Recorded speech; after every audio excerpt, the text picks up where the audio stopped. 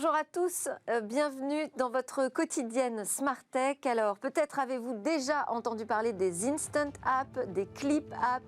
Eh bien Jérôme Bouteiller va nous expliquer de quoi il s'agit précisément et pourquoi les mini-applications commencent à débarquer dans nos smartphones. Ce sera dans la séquence mobile business dans quelques instants. Et puis au cœur de cette émission, j'ai envie de vous poser une question. Êtes-vous prêt à essayer l'e-sport ? En tout cas, je vous propose de vous laisser tenter en écoutant les conseils de spécialistes. Nous découvrirons les compétitions à suivre, les jeux de prédilection des équipes professionnelles, quelques règles et puis comment assister, voire même participer à des tournois. Enfin, nous retrouverons notre rendez-vous avec le monde du libre. On parlera de la publication des codes de vaccins contre Covid-19, des publications en open source. Et puis on conclura évidemment cette émission par l'innovation, une innovation aujourd'hui qui concerne des micro-robots qui marchent sur l'eau. Mais tout de suite, place au mobile business.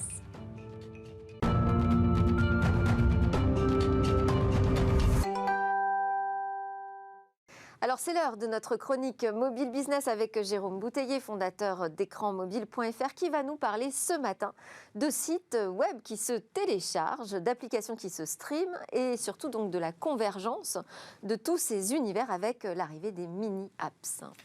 Oui, bonjour Delphine. Effectivement, sur mobile, on avait jusqu'à présent deux univers bien distincts. D'un côté, le web mobile, hérité du World Wide Web créé il y a 30 ans par Tim Berners-Lee et qu'on consultait depuis un navigateur web, Chrome ou Safari, sur son smartphone. Et de l'autre côté, il y avait effectivement les applications iOS ou Android que l'on téléchargeait depuis un store, une fois de plus édité par Apple ou Google, et qu'on allait installer sur le bureau de son smartphone. Mais ces deux univers sont effectivement en train de converger avec d'un côté des sites web que l'on va pouvoir télécharger et aussi des applications qu'on va pouvoir lire depuis des serveurs. Alors, des sites web qu'on télécharge donc. Oui, ça fait déjà quelques années qu'on parle de nouvelles technologies. Alors, on va parler de Single Page Application, SPA, mais surtout de Progressive Web Application, les PWA, qui sont des sites web que l'on va partiellement, progressivement télécharger sur son smartphone. Alors, donc, le code est téléchargé dans ce qu'on appelle les service workers du navigateur web et on va pouvoir l'exécuter localement, ce qui va apporter au mobilote une expérience utilisateur assez proche de celle d'une application. On va aussi pouvoir télécharger localement des contenus pour un mode déconnecté, un mode offline qui se rapproche des applications. Et on va aussi bénéficier d'autres avancées comme la facilité du téléchargement sur le bureau d'accueil, mais également des web notifications qui se rapprochent de ce qu'on observe dans les applications natives. Des exemples de PWA ? Alors, ces dernières années, je vous aurais cité le site e-commerce etam.com ou l'application média l'équipe.fr, qui sont des exemples réussis de PWA et qui procurent des expériences utilisateurs proches de celles des applications. Mais la PWA la plus spectaculaire a été dévoilée le mois dernier par Samsung et elle permet d'émuler sur n'importe quel smartphone, y compris un iPhone, l'environnement des smartphones Galaxy Android de Samsung. Alors, baptisée iTest, cette web app peut être accessible à l'adresse itest.nz. On va donc l'installer localement sur son smartphone et on va émuler un environnement qui est celui en gros d'un smartphone Android. Et donc c'est très réussi. Donc on a des sites web qu'on télécharge, mais on a aussi des applications qu'on consulte directement. Oui, effectivement, c'est l'autre révolution technologique en cours. Alors on va parler d'Instant App depuis 2007 sur l'environnement Android de Google. On va aussi parler d'App Clips. Eux, ils sont apparus fin 2020 sur iOS d'Apple. Et dans les deux cas, il s'agit d'une version simplifiée, donc d'une application que l'on va soit streamer depuis les serveurs de Google, soit installer instantanément sur son smartphone. L'idée, c'est vraiment d'accélérer le temps de chargement et de court-circuiter le store et d'avoir une expérience utilisateur finalement assez proche de celle d'un site web, sauf que c'est bien une application. Et là aussi, vous avez des exemples récents de ces mini-apps ? Alors effectivement, dans l'environnement Android de Google, on a pas mal de mini-apps, d'instant apps qui sont en général des jeux vidéo. On va proposer aux gens d'installer par exemple le premier niveau d'un jeu vidéo et de l'essayer immédiatement en mode un peu démonstration. Et dans l'univers AppClip d'Apple, l'un des exemples récents, c'est ce que fait Lime pour les trottinettes électriques. On va pouvoir simplement en flashant un QR code installer un AppClip avec une mini-application parfaitement fonctionnelle pour réserver sa trottinette et même payer avec Apple Pay en un instant. Dans les deux cas, c'est vraiment très très pratique pour tester une application plus complète ou pour découvrir un usage très ponctuel. Et donc on voit ces deux technologies converger demain. Alors effectivement, le concept de site web et d'application sont en train de se rapprocher, mais les technologies restent différentes. Google semble plutôt privilégier des technologies web. Et d'ailleurs, aujourd'hui, ils permettent de référencer des PWA, c'est-à-dire des sites web sur son Play Store, son store qui était jusqu'à présent réservé aux applications. À l'inverse, Apple fait plutôt le chemin inverse et il pousse de plus en plus des environnements applicatifs. Et ils sont même en train de transformer certains sites web de leur propre marque en App Clips. Donc il y a vraiment une logique différente. Et puis il faut également citer ce que font les réseaux sociaux. WeChat en Chine est très très actif sur les mini-apps, et il y en a des centaines de milliers aujourd'hui en Chine. Et on voit aussi Facebook qui travaille sur cette logique avec des mini-apps, notamment de jeux vidéo. Donc pour conclure, on pourrait dire que oui, il y a une convergence du concept de site web et d'application, mais il y a encore aujourd'hui une forte divergence technologique. Des choix particuliers. Alors ça, on va peut-être en savoir davantage d'ailleurs sur les nouvelles promesses d'Apple en la matière, puisque on va enchaîner avec 3 news et on va démarrer avec Apple qui déploie iOS 14.5 déjà et sa technologie ATT de limitation de suivi publicitaire. Oui, ça fait effectivement près d'un an qu'Apple nous annonce l'arrivée d'ATT. Ça avait été annoncé à la WWDC, je crois, au printemps 2020. Ça devait arriver à l'automne et finalement, c'est enfin arrivé donc ce lundi. Et ils ont profité du lancement d'iOS 14.5 effectivement pour déployer cette technologie. Alors on rappelle ATT, c'est un système qui permet qui impose en gros le consentement avant de récupérer l'IDFA. Et donc pour tous les acteurs publicitaires, ça s'apparente un petit peu à ce qu'on fait avec le RGPD pour les cookies. Alors évidemment, tout le monde râle, notamment Facebook qui a pris un peu la tête de la fronde. On a fait quelques débats ensemble sur le sujet. Il y a eu quelques débats ensemble, mais voilà, il y a deux cas vraiment très différents. Il y a d'un côté les éditeurs internationaux qui découvrent un peu cette logique du consentement. Et puis par contre, il y a aussi les éditeurs européens qui la connaissaient déjà et qui constatent en gros un doublon avec les propres plateformes de consentement qu'ils avaient déployées pour la publicité en conformité avec le RGPD. En tout cas, voilà, c'est arrivé et on attend les premiers chiffres pour voir si le consentement a chuté. On est à l'épreuve du réel. Voilà. Encore des chiffres sur tous anti-Covid. Oui, l'application de traçage, de tracking a dépassé le seuil symbolique des 15 millions d'utilisateurs. Donc c'est quand même un beau succès. C'est presque un quart de la population française, un peu moins d'un an après son lancement. Et le gouvernement d'ailleurs profite d'avoir franchi ce seuil pour introduire une nouvelle fonctionnalité, le carnet. On va pouvoir flasher avec un QR code son état de vaccination. Et ça devrait devenir le passeport sanitaire, même si le terme n'est pas employé, parce qu'il peut effrayer. Ça sera le passeport sanitaire qui nous ouvrira probablement le déconfinement pour voyager, mais peut-être aussi pour accéder à des lieux publics comme des restaurants ou des établissements culturels. Et alors, j'invite tous ceux qui n'ont pas vu le talk d'hier à le regarder, parce qu'on a parlé justement de cette fonctionnalité qui transforme Tous Anti-Covid en passeport vaccinal finalement et qui va nous ouvrir la voie vers ce certificat vert. On n'a pas le temps de donner un autre chiffre plus détaillé, mais on peut dire quand même que c'est 280 millions d'utilisateurs quotidiens pour Snapchat. Ouais, qui a renouvelé avec la croissance et qui vise les 300 millions d'utilisateurs cette année. Merci beaucoup Jérôme Bouteiller, fondateur d'Écran Mobile. À suivre, c'est un talk pour se mettre à l'e-sport. Alors l'information est récente, le comité international olympique va lancer les premières compétitions d'e-sport sous licence olympique. Ça va s'appeler les Olympic Virtual Series et l'événement aura lieu en ligne entre le 13 mai et le 23 juin, soit un mois avant la date d'ouverture prévue des JO. Donc l'e-sport, il serait peut-être temps qu'on s'y mette tous. En tout cas, nos invités vont nous éclairer sur ce qu'il faut savoir pour se lancer, découvrir l'e-sport en tant qu'amateur, observateur, spectateur ou peut-être futur champion. On en parle avec Arnaud Moulet, président de GameWard, qui est un club d'e-sport professionnel, et Guillaume Monteux, président de Gatsby, chroniqueur hebdomadaire dans Smartech du business du gaming. Nous avons également avec nous Iris Elbazis, qu'on appelle aussi Calistou dans le jeu. Elle navigue dans le milieu de l'e-sport professionnel depuis 2014 et elle est la fondatrice, avec Sébastien Chenaf, un ancien champion du monde sur WoW, de WSC Group, qui est une agence de communication spécialisée dans l'e-sport. Alors déjà, je voulais vous faire réagir, Guillaume, à cette annonce du comité olympique. C'est Olympic Virtual Series. Enfin, une reconnaissance. Une reconnaissance, mais c'est quand même une reconnaissance en demi-teinte. Donc, d'une part, le comité dit, ça véhicule, l'e-sport véhicule les vraies valeurs du sport et assure la promotion des valeurs olympiques, ce qui est très bien. Oui. Mais de l'autre côté, ils font une espèce d'événement à part, donc qui n'est pas directement intégré aux Jeux Olympiques, mais qui va se passer un mois avant, Et puis les jeux qu'ils choisissent, c'est la caricature de l'e-sport. Lesquels ? C'est des jeux de sport. Donc ils ont choisi la voile, ils ont choisi le foot, ils ont choisi le baseball. Mais les jeux qui cartonnent vraiment en e-sport, c'est pas des jeux de sport. C'est LOL, c'est Dota, c'est Counter-Strike. Voilà. Donc on est un peu dans la caricature. Donc c'est une bonne chose. De toute manière, la reconnaissance officielle de l'e-sport et l'e-sport, le sport, l'e-sport, mêler les deux, c'est une bonne chose. Mais là, je trouve qu'ils ne sont pas allés très très loin en fait. L'e-sport, bon, juste pour résumer d'un mot, moi je dirais que c'est la pratique du jeu vidéo de manière compétitive. Hein. On est d'accord, Arnaud Boulet ? Parfaitement. Ok. On s'y met donc parce qu'on est passionné de jeux vidéo et parce qu'on a le goût de la compétition. Est-ce que ça suffit de réunir ces deux conditions pour devenir un e-sportif ? Alors, si on parle d'un e-sportif au sens loisir du terme, parfaitement. N'importe qui a accès à un jeu vidéo qui propose un format compétitif et qui le pratique sous forme de classement, à partir de là, on peut considérer qu'il est en pratique d'e-sport.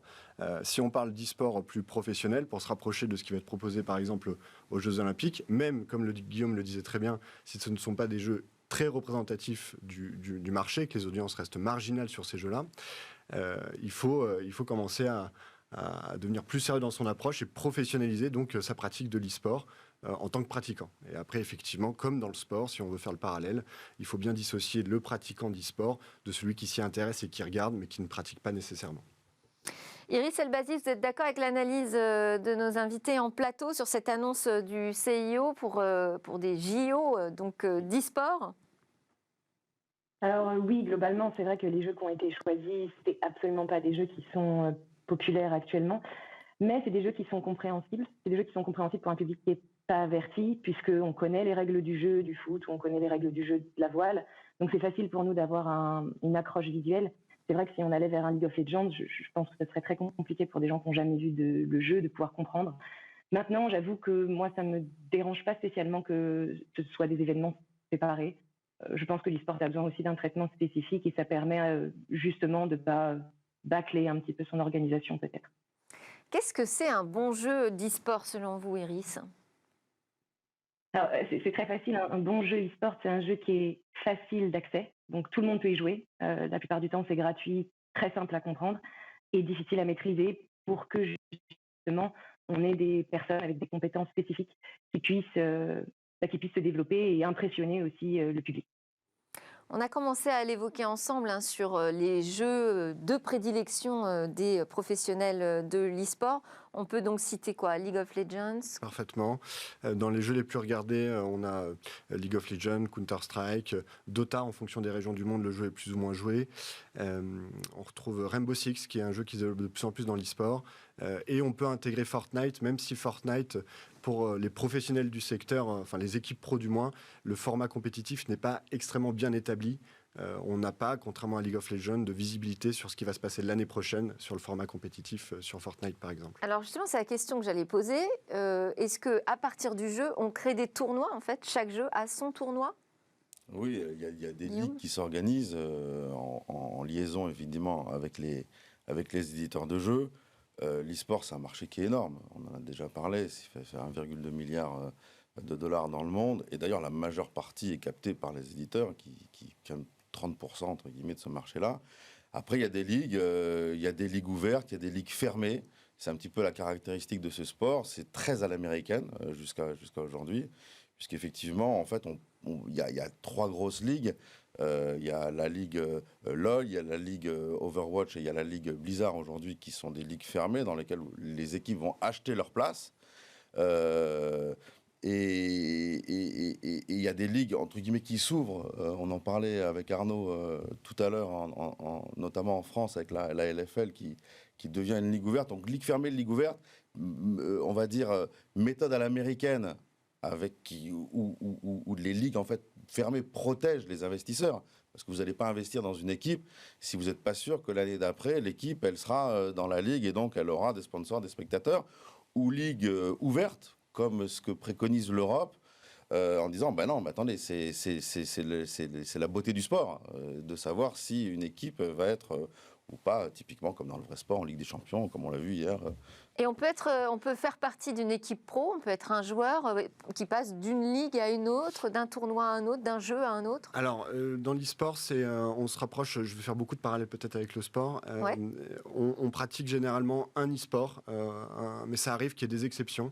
Par exemple, un tennisman qui passe au golf, on a déjà vu des joueurs de Counter-Strike passer sur Valorant, par exemple, un nouveau jeu de Riot Games, FPS. Et l'analyse de Guillaume est très bonne, à savoir qu'aujourd'hui, il y a quelques ligues fermées qui sont basées sur le modèle américain. Ce n'est pas nécessairement, pour certaines d'entre elles, les ligues qui fonctionnent le mieux en termes de ce qu'on appelle le viewership, l'audience. Et on a également, historiquement, c'est vrai qu'en Europe, dans le sport, on est plus sur des ligues ouvertes ou semi-ouvertes avec un système de promotion-relégation entre les différentes divisions. Et c'est vrai qu'aujourd'hui, on se retrouve face à un système de ligue fermée ou semi-ouverte avec ce système d'ouverture de relégation-promotion. Bien sûr, il existe des tournois ouverts qui sont complètement indépendants des uns des autres. On pourrait faire le comparatif, par exemple, avec le tennis ou le golf. C'est ce qui se passe sur pas mal de jeux où il y a plusieurs tournois indépendants des uns des autres.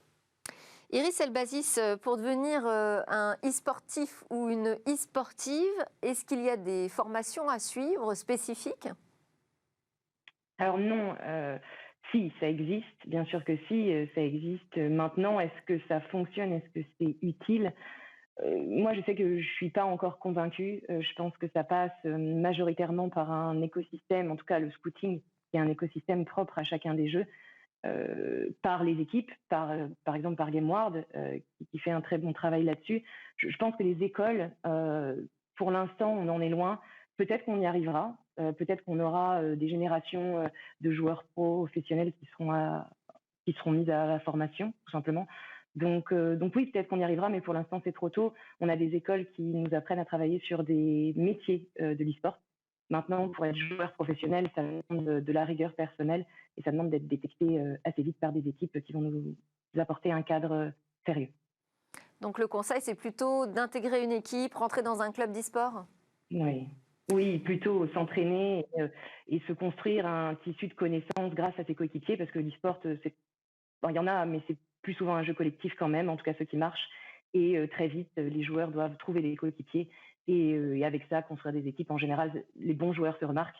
Il y a ce qu'on appelle des ladders sur les jeux vidéo, c'est des classements en ligne des meilleurs joueurs, et c'est comme ça la plupart du temps que se font les repérages. Et alors, qu'est-ce qui fait qu'un jeu d'e-sport va avoir plus ou moins de succès et d'audience ? Alors, la toute première chose, c'est, je pense que Iris l'a très bien résumé tout à l'heure, à savoir que il faut que le jeu soit facile d'accès, de compréhension, mais qu'il soit très difficile à maîtriser. C'est vraiment la recette qui fait qu'un jeu, premièrement, va fonctionner ou non. Après, si la question porte sur le fait... Mais il y a vraiment une corrélation entre le jeu qui attire le plus de joueurs et le jeu qui attire le plus d'audience. Sont les mêmes ? Alors, il y a quelques exemples qui pourraient... je pense à FIFA, par exemple. Exactement. Alors, en fait, FIFA, c'est un jeu de simulation de sport. Alors, certains disent que c'est pas de la simulation de sport parce qu'on se met pas dans la peau d'un joueur, étant donné qu'on a la vue du dessus, donc de la vue du spectateur, en fait. Mais c'est typiquement le jeu, c'est un des jeux les plus vendus dans le monde, si ce n'est le jeu le plus vendu. En revanche, dans l'e-sport, il arrive à peine dans ce qu'on appelle les tiers. On a des classements dans le secteur qui nous disent tiers 1, les jeux les plus regardés, tiers 2, tiers 3. FIFA arrive à peine en tiers 3, en fait, des jeux les plus consommés, regardés dans l'e-sport, parce qu'en fait, c'est une pratique qui se prête beaucoup plus à l'e-sportif amateur loisir. Voilà, on va plutôt jouer une... Pourquoi ? Parce que c'est trop simple, les règles ne sont pas assez perfectionnées ? Je pense que... Alors, répondre à cette question serait peut-être un peu prétentieux si j'avais la compréhension qui est complexe, en fait, de pourquoi FIFA en est là aujourd'hui. Mais certains éléments de réponse portent également sur le fait que je pense que le jeu n'apporte rien de supplémentaire par rapport au football, à la pratique du vrai sport, contrairement à League of Legends, qui est impraticable en dehors du jeu vidéo, par exemple. Il y a vraiment une spécificité qui est attendue. Et c'est peut-être aussi également moins spectaculaire de regarder du FIFA que du League of Legends. Ça donne du coup des chiffres un peu trompeurs, Guillaume, sur le poids de ce marché de l'e-sport. On a des jeux qui cartonnent, mais qui ne sont pas forcément les jeux qui sont les plus attendus. Le business model de FIFA, en fait, c'est un business model autour de la vente du jeu, et c'est un business model autour des packs qu'on va acheter, des fameuses loot box là, de FUT. Et pas de la compétition. Et pas vraiment de la compétition. Et encore une fois, les joueurs d'e-sport, ils ne sont pas forcément intéressés à jouer à des jeux de sport. C'est ce qui a été très bien expliqué. C'est un accès facile. Ça veut dire quoi ? Ça veut dire que c'est gratuit. Bon, FIFA n'est pas gratuit. et puis des règles, entre guillemets, un peu recherchées, qui évoluent. C'est ça aussi qui est sympa. Il y a des nouveaux personnages. Donc, en fait, les équipes qui étaient bonnes hier sont peut-être pas forcément des équipes qui vont être bonnes demain, parce que les personnages ont changé, leurs capacités ont changé, les méta du jeu ont changé. C'est-à-dire que les techniques qui font que, voilà, on se bat aussi un peu contre le jeu, contre la physique du jeu, contre l'algorithme, entre guillemets, général du jeu. Donc tout ça, ça change et ça rend un peu les jeux piquants et sympathiques, non seulement à jouer, mais aussi à regarder. Iris Elbazis, est-ce que, selon vous, l'e-sport peut devenir un divertissement grand public, je refais le parallèle, là, pour le coup, comme le foot? Oui, bien sûr, il est en passe de devenir un divertissement grand public, surtout avec les jeunes générations qui commencent à grandir, qui ont un accès à l'e-sport bien plus simple par les plateformes de diffusion comme Twitch ou comme YouTube. Donc forcément, quand on va voir ces générations grandir, on va forcément devoir leur donner un petit peu plus de contenu à se mettre sous la dent, et surtout du contenu adapté à leur évolution. Donc oui, pour moi, ça va devenir grand public. Après, je pense quand même que l'e-sport doit être apposé à une forme d'influence en communication. Je pense que c'est très important d'avoir une communication spécifique, une communication d'influence spécifique autour de cette pratique, puisque ce n'est pas du sport, c'est quelque chose qui est très proche du sport. C'est une thématique qui peut être rapprochée au sport de façon très simple et évidente. Et ça n'en est pas, et ça reste une discipline qui est née sur Internet, qui doit coller au code d'Internet et qui doit également utiliser le langage d'Internet. Et vous pouvez préciser ça, cette pratique de l'influence? C'est-à-dire quoi, travailler sa communauté sur les réseaux sociaux? Oui, il y a plusieurs exemples qui ont émergé ces dernières années, surtout en France, mais ça marche aussi dans le reste du monde. En France, on a Solari, il y a 4 ans, qui est une équipe qui regroupait des influenceurs, donc des personnes qui sont assez connues et qui sont suivies, non pas simplement pour leur performance en e-sport ou sur les jeux vidéo, mais aussi pour leur capacité à amuser, à divertir, à apporter un contenu plutôt léger. Ils ont formé une équipe du coup, qui s'appelle Solari, et ils ont réussi à créer un engouement autour. Et cette année, on a eu l'exemple de la Carmine Corp, qui a été fondée également par 2 influenceurs, un qui vient du rap et un autre qui vient du gaming. Et ça cartonne puisque justement ça mêle ces 2 populations et ça leur permet d'accéder aussi à une façon de traiter l'e-sport qui est plus grand public. On est associé avec Red Bull en partenaire média là-dessus. Ils nous aident justement à produire un reportage qui va être accessible pour des personnes qui ne seraient pas encore initiées. Alors ça, c'est peut-être une spécificité importante pour un club d'e-sport par rapport à un club de sport traditionnel. Il ne suffit pas d'avoir un directeur technique, de l'entraînement et des bonnes machines. Il faut aussi travailler toute sa com. Je suis parfaitement d'accord avec l'analyse qui vient d'être effectuée. On parle beaucoup d'e-sportainment. Donc c'est en fait, mais de base, l'e-sport, c'est un peu la jonction des mondes du sport, de la compétition et du divertissement global. Donc en fait, le marketing d'influence est très activé dans ce secteur-là. Le principal flux de revenus, je pense qu'il y a des raisons économiques aussi. Ça reste aujourd'hui les annonceurs via le sponsoring et les partenariats.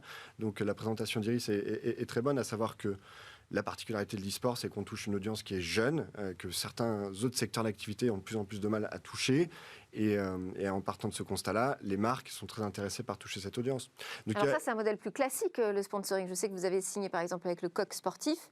C'est pas spécifique à l'e-sport, là. Parfaitement. On n'invente pas tant de choses que ça au final dans l'e-sport. On reprend des codes qui existent, mais il faut les adapter, comme ce qui a été présenté, il faut les adapter à notre audience en fait et au secteur parfaitement. Là-dessus, sur le ticket d'entrée pour les marques dans l'e-sport, c'est compliqué pour une marque classique, traditionnelle, de se lancer sur l'e-sport? C'est compliqué, oui et non, parce qu'il y a quand même de plus en plus d'équipes dans le monde, il y a de plus en plus de pratiquants d'e-sport dans le monde, donc les marques, entre guillemets, savent où aller taper, et puis il y a des sociétés comme celle d'Iris qui peuvent les aider à faire ça. Ce qui est intéressant de voir, c'est que c'est la professionnalisation des équipes aujourd'hui qui deviennent elles-mêmes des marques médias. Et donc pour faire connaître sa marque média, vous avez grosso modo 2 possibilités, soit avoir de très bons résultats, soit être on va dire, dans un autre délire, et ce qui est le délire de l'Internet et de YouTube et de TikTok et de tous ces réseaux sociaux, qui est de dire, voilà, on n'est peut-être pas les meilleurs dans ce sport-là, mais on en parle de la meilleure manière, de la manière la plus sympathique, en valorisant les valeurs quand même de l'e-sport. Mais en fait, rien n'est inventé dans l'Internet, puisque ça existait déjà dans le vrai sport. On se souvient des Harlem Globetrotters dans le basket, on se souvient des matchs de tennis avec Nastase et compagnie. Enfin, il y a toujours eu, entre guillemets, à la fois le côté perf, à la fois le côté un petit peu amusement. Le show, ouais. Voilà, le show. Mais quand même, dans le show, il faut quand même être bon en e-sport. Vous ne pouvez pas faire du show si vous n'êtes pas quand même, vous n'avez pas atteint quand même un niveau minimum. Pour les marques, vous avez des choses à dire là-dessus, sur l'intérêt que portent les marques aujourd'hui à l'e-sport? C'est encore compliqué d'aller chercher des sponsors comme le Coq Sportif? Alors, on est face, en fait, d'un côté, parfois les annonceurs ou les décideurs ne comprennent pas encore nécessairement parfaitement le secteur et donc tous les codes et pourquoi c'est intéressant d'y aller. Et parfois, ils ne savent pas comment y aller d'ailleurs.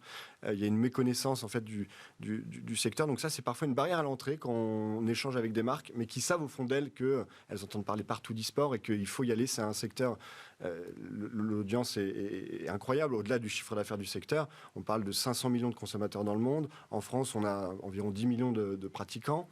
Donc, mais là, par exemple, si on a une marque qui nous écoute, oui. parce qu'on en a quand même pas mal sur Bismart, il suffit qu'elle frappe à la porte d'un club et qu'elle dise, voilà, moi j'ai un budget de temps, débrouillez-vous avec. Alors, je lui conseillerais de se faire accompagner. Voilà, je sais que, par exemple, Iris, à travers son agence, le fait très bien. Nous, on le fait aussi en direct. On a une partie où on conseille des marques, parfois pas que pour notre club. C'est extrêmement important d'être accompagné par des gens du secteur qui ont cette double compétence business et e-sport. Alors Iris Elbazi, justement, il y a des spécificités vraiment dans les techniques de communication pour l'e-sport? Oui, alors on ne va pas toutes les énumérer parce que ça serait hyper long, mais la principale, je pense, c'est que l'influenceur avec qui on va créer un partenariat ou l'équipe avec qui on va créer un partenariat est en contact direct avec le public. Ce qui est assez différent dans le sport ou dans la musique ou dans tous les divertissements classiques, c'est que très rarement, ou alors a posteriori, on a un contact avec l'influenceur, avec la star.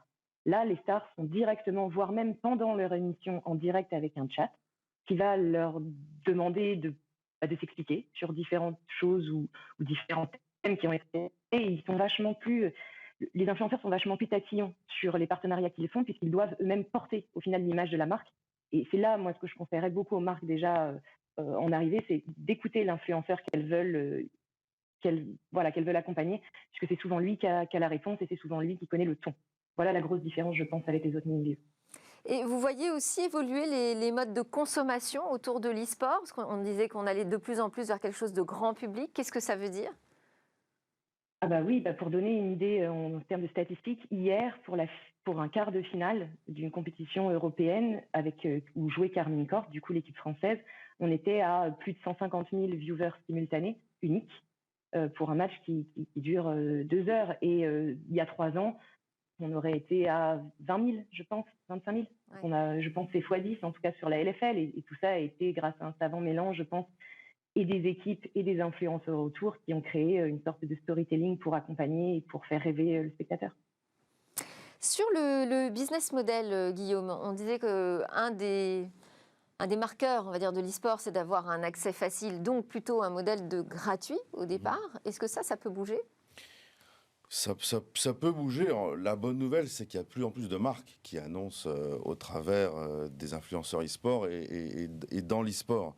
Et la preuve en est, c'est que les équipes les équipes d'e-sport arrivent à relativement simplement à lever des sous et de manière assez formidable. On a vu MCES qui a levé 2,5, je crois Game Origin a levé 3, Vitality a levé en 2018-2019 34 millions d'euros. Donc ce sont des grosses sommes, et c'est pas qu'en France.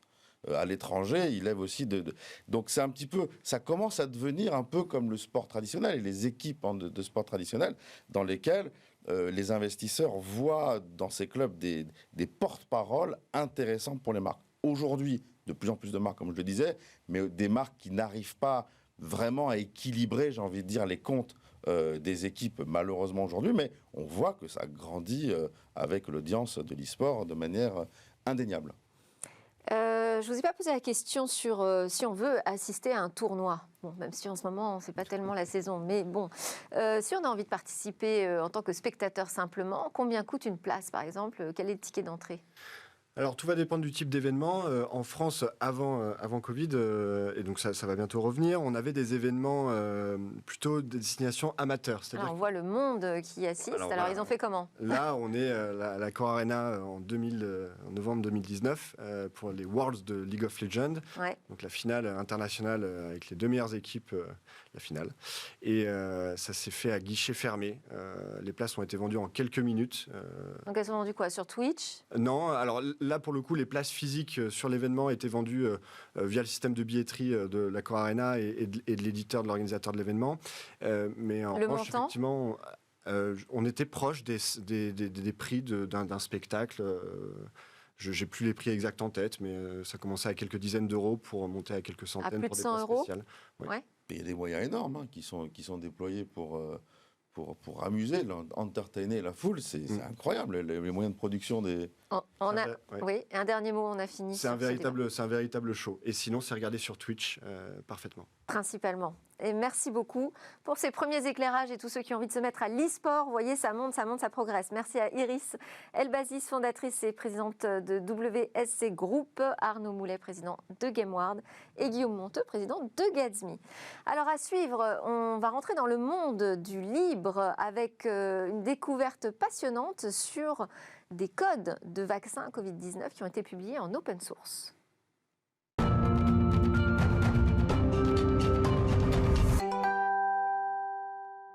Et nous voilà de retour sur le plateau de Smartech pour notre rendez-vous avec le monde du libre et Jean-Paul Smets, PDG de Rapid Space. Bonjour Jean-Paul. Bonjour Delphine. Alors aujourd'hui, tu vas nous faire découvrir un nouveau génie du logiciel. Il a notamment publié un article décrivant l'intégralité du code du vaccin contre le Covid-19 de Pfizer, comme s'il s'agissait d'un code logiciel. Alors raconte-nous. Oui, alors il s'appelle Bert Hubert, c'est un néerlandais, c'est un de ces génies européens du logiciel libre qui a commencé en 99 en quittant, un peu comme notre dernier génie du mois dernier, ses études à l'Université technique de Delft, une des meilleures universités aux Pays-Bas, pour fonder PowerDNS, une entreprise qui édite des logiciels de gestion de serveurs de nom de domaine. Donc le serveur de nom de domaine, c'est ce qui fait que quand on tape rapid.space dans un navigateur, ça devient... On arrive au bon endroit. 176 31 129 213. Voilà. Et en fait, c'est un logiciel fondamental qui est utilisé par exemple par Cloudflare, par l'opérateur néerlandais KPN, par Access for All, Wikipédia. C'est un logiciel majeur et qui est au cœur de tous les problèmes de régulation de l'Internet. Et donc, son entreprise grandit. Vers 2011, il commence un peu à s'ennuyer. Il cède les manettes à quelqu'un d'autre. En 2015, elle est rachetée par le groupe allemand OX, Open Exchange, et elle est fusionnée également avec Dovecot, qui est un logiciel de courrier électronique et qui conduit probablement au plus gros éditeur européen de logiciels libres d'entreprise, soit pour la messagerie, soit pour la collaboration. Et donc c'est par exemple l'offre qui est au cœur de celle de Deutsche Telekom pour les entreprises, pour tout ce qui est messagerie. Et donc il commençait à s'ennuyer, il n'avait plus le droit de programmer, et puis il est retourné à l'université à TU Delft pour apprendre ce qui s'appelle les bionanosciences, c'est-à-dire en fait un domaine qui consiste à essayer de comprendre comment on passe de la molécule unique à la cellule vivante. Et donc on y trouve des experts en physique des molécules uniques, aussi bien que des experts en biologie synthétique ou en biologie moléculaire quantitative.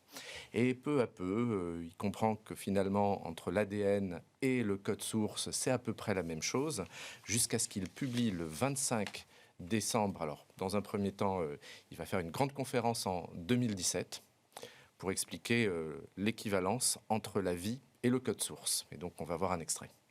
DNA long-term storage, RNA active stuff that does something, RNA converts into proteins, and the proteins are the things that do things. Donc, l'ADN, DNA, c'est la même chose que le disque dur ou la mémoire flash. Ça sert à conserver l'information de la vie sur une longue durée et à la conserver sous une forme résistante aux rayons cosmiques et aux destructions avec une grosse redondance. L'ARN, c'est quand on prend cet ADN pour l'exploiter, pour en faire quelque chose, comme quand on prend un programme sur un disque dur pour le lancer en mémoire. Et cet ARN, son objectif, c'est de fabriquer des protéines. Et les protéines, c'est ce qui a un effet sur le corps. Et donc, il continue, il explique que finalement, entre les 0 et les 1 de la programmation et les codons, en fait, c'est la suite de 3 nucléotides. Et un nucléotide, c'est 2 bits, donc un codon, c'est 6 bits. Il arrive finalement, le 25 décembre 2020, à publier l'intégralité du code source du vaccin Pfizer. Et c'est pas le seul. Oui, 2 semaines, il y a 2 semaines à peu près, donc les équipes de Stanford ont fait la même chose, mais c'est Bert Hubert le premier.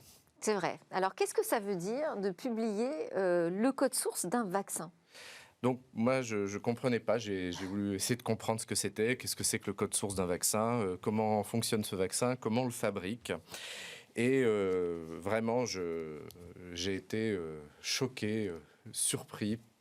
C'est vraiment c'est de la programmation. Okay. Donc par exemple, pour faire ce vaccin Pfizer ou ce type de vaccin, la première étape, c'est d'aller télécharger l'ADN du vaccin Pfizer qu'on trouve en fait sur le site web de l'Organisation mondiale de la santé, l'OMS. C'est ce qu'on voit effectivement à l'écran. Avec des ATGC ou AUGC ou APSI-GC.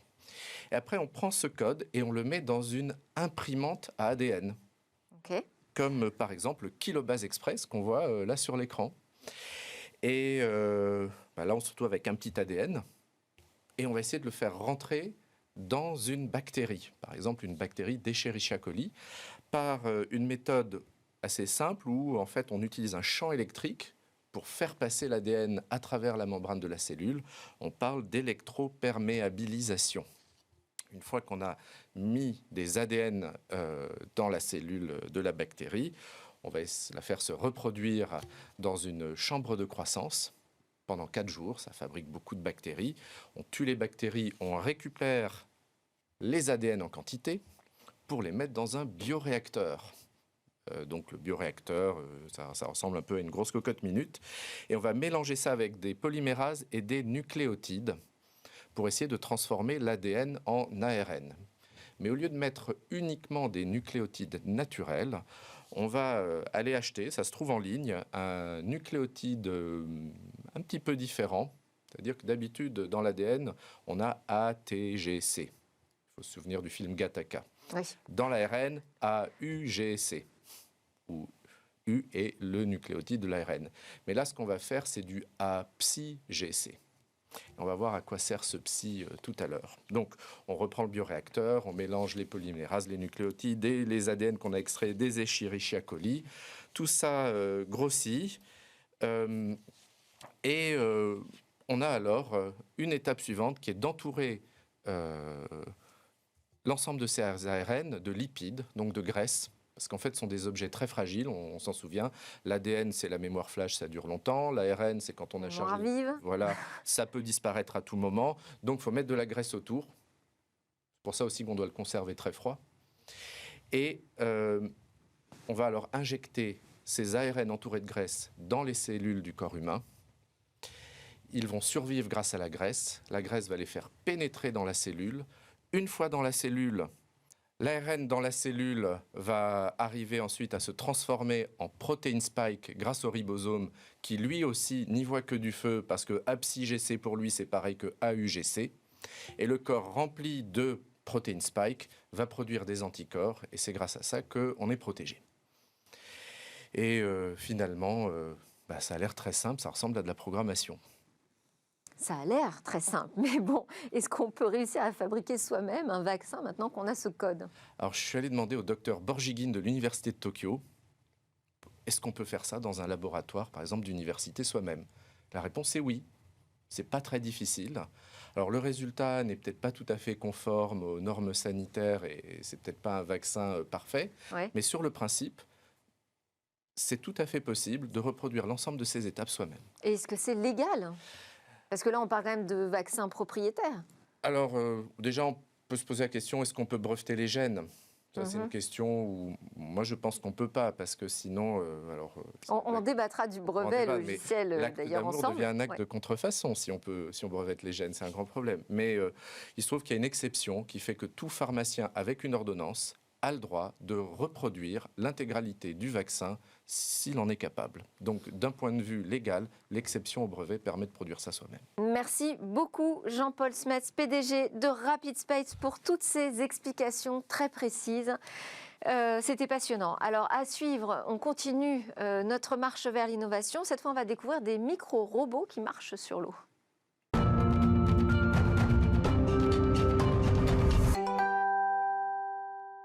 Bonjour Cécilia. Alors dans cette chronique du monde de demain, vous allez nous présenter aujourd'hui une innovation dans le domaine de la micro-robotique. Oui, un micro-robot qui marche sur l'eau. Delphine, c'est ce que je vous propose aujourd'hui. C'est le fruit d'une étude franco-belge qui a réuni une équipe de l'Université libre de Bruxelles, spécialisée dans l'étude des phénomènes de transport et des interfaces fluides. Et en France, l'Institut FemtoST, bien connu, spécialisé en micro-robotique. Alors il s'appelle Thermobot et il s'inspire directement des insectes, des moustiques par exemple. Vous avez remarqué déjà, Delphine, certainement, que les moustiques se posent sur la surface de l'eau pour attendre patiemment qu'un être humain passe par là. Alors ici, le but de cette technologie, c'est d'optimiser l'environnement sous-exploité que représente la surface de l'eau. Alors à quoi ressemble ce robot ? Mais en fait, en réalité, il n'est ni robotisé, ni mécanisé. C'est un simple bout de plastique qui a été imprimé en 3D et qui n'est pas plus gros qu'un gros insecte, mais il a quand même la capacité de se déplacer. Et comment fait-il cela ? Grâce à un phénomène scientifique qui s'appelle la thermocapillarité. C'est ce qui va créer le mouvement. En fait, pour décomposer tout ça, la capillarité, c'est le phénomène d'interaction qui se produit aux interfaces entre un liquide et de l'air ou entre un liquide et une surface. Pour simplifier davantage, en fait, c'est la tension qu'on va retrouver sur l'eau à l'endroit précis où l'eau est en contact avec une surface. Donc ça, c'est pour la capillarité, thermocapillarité. On va créer cette même tension de contact avec la chaleur. Pour ça, on va utiliser un laser. Ce laser, concrètement, il va chauffer l'eau à 2-3 degrés Celsius, pas beaucoup plus, pas directement, par l'intermédiaire d'un miroir. Et donc, les chercheurs peuvent contrôler la distribution de cette tension entre la surface de l'objet et de l'eau, précisément grâce au laser. Donc, vous l'avez compris, ce n'est pas le robot qui va être contrôlé directement, c'est bien la surface entre l'eau et le robot grâce à la chaleur. Et ça fonctionne sur tout type de liquide ? Alors, pour l'instant, ça a été testé seulement sur de l'eau pure, c'est-à-dire de l'eau dépourvue de micro-organismes traités. Donc, évidemment, ça n'existe pas dans la nature, une telle eau. Ça pose des problèmes d'application pour l'instant, mais de toute façon, il y a encore beaucoup d'étapes à franchir avant de pouvoir profiter de l'utilité de cette technologie. Alors justement, à quoi pourrait-elle servir ? Eh bien, pourra servir à déplacer ou assembler des micro-objets sur une surface aquatique, possiblement dans l'industrie ou alors dans l'aquaculture. Même, il y a beaucoup de cas d'usage qu'on peut imaginer, mais ça, ce sera beaucoup plus tard. Pour l'instant, il reste des étapes à franchir. Si on veut automatiser cette utilisation, on va créer des algorithmes pour automatiser le mouvement, et ça, ce sera la prochaine étape. Merci beaucoup Cécilia Sévry. Merci à tous de nous avoir suivis. J'espère que vous aurez apprécié, comme moi, toutes ces découvertes autour de l'innovation et autour de l'e-sport également. À suivre, le lab où pitchent les entreprises du numérique. Et nous, on se retrouve demain, vendredi. C'est une grande interview.